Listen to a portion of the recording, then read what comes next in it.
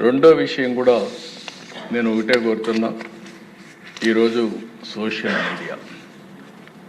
Social మీడియాను మనం చూస్తున్నాం. విచ్చలవిడితనం వచ్చింది. క్యారెక్టర్ అసాసినేషన్ జరిగే పరిస్థితి వస్తుంది. ఆడబిడ్డలు తలెత్తుకొని తిరగలేని పరిస్థితి వస్తూ ఉంది. ఇది మంచి సాంప్రదాయం కాదు. నాకు చాలా సంతోషం, అసెంబ్లీలో బూతులు లేవు. ఇప్పుడు అసెంబ్లీ అంతా కూడా సబ్జెక్ట్స్ పైన చర్చించే పరిస్థితికి వచ్చాం. ఆ 5 సంవత్సరాలు అసెంబ్లీలో బూతులు మాట్లాడడం, బయటంతా భయంకరంగా ఉండడం, ప్రజాస్వామ్యం పూర్తిగా అపహాస్యం కాబడింది. అలాంటి అన్ని పోయే పరిస్థితికి వచ్చాయి. ఈరోజు మళ్ళీ రాష్ట్రంలో ఒకటే విజ్ఞప్తి చేస్తున్నాం.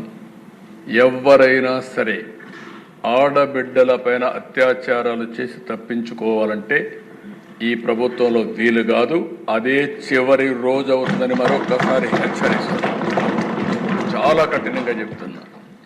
ఇంకా కొంతమంది అక్కడక్కడ చూస్తున్నాను, ఆకతాయిలు ఉన్నారు, ఇష్టానుసారంగా ప్రవర్తిస్తున్నారు. వారందరికీ కూడా ఒక మెసేజ్ పోవాల్సిన అవసరం ఉంది. నేను ఒకప్పుడు ఒక మెసేజ్ ఇచ్చాను. ఈ రాష్ట్రంలో లా అండ్ ఆర్డర్ మెయింటైన్ చేయాలి. తీవ్రవాద సమస్య పరిష్కారం కావాలి.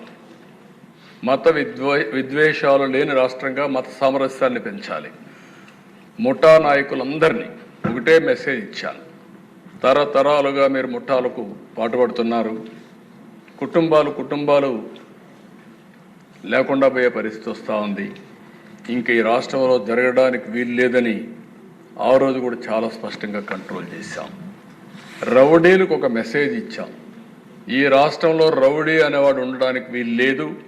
ఈ రాష్ట్రం మీకు సహకరించదు. అలాంటి వాడు ఉంటే ఈ రాష్ట్రాల నుంచి పారిపోవడం బెటర్ అని చెప్పి కూడా హెచ్చరించా.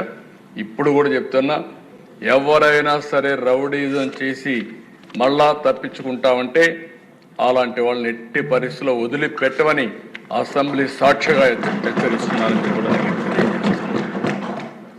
అయితే అధ్యక్ష, ఇవన్నీ జరగాలంటే ఈరోజు మనం చూస్తే కొన్ని చట్టాలు కూడా పగడ్బందీగా ఉండాల్సిన అవసరం ఉంది.